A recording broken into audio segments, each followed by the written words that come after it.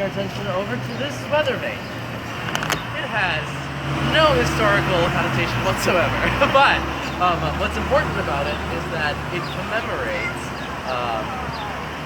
the Battle of Brooklyn that happened here during the Revolution. So the Battle of Brooklyn was the bloodiest battle during the war, and we lost. We did not win the Battle of Brooklyn. Our casualties were really, really high. We survived by complete luck, and it was because the British made the wrong move and decided to hold off and not keep on attacking the forces. So the general that was leading those forces, he was given the advice, we should keep going, we should really get them before they have a chance to disperse again. He decided not to do that, and so we thank him because we are not colonized today because of that wrong move in the war. So one foggy, cold night, cold.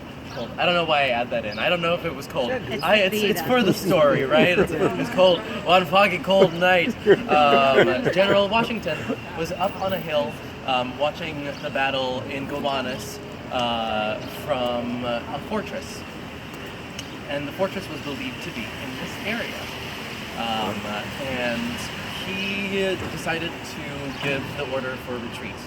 And so the troops retreated over the East River into Manhattan because of the fog that was there. So the British did not see them leave and didn't even try to pursue them.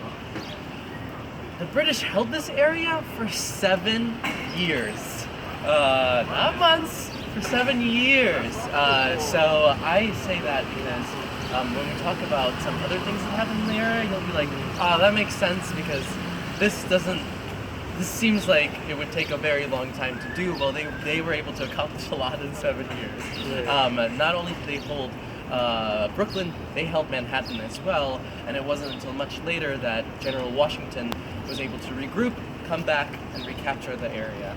But it was that night in the Battle of Brooklyn that decided the entire war and the outcome that was going to happen. Wow.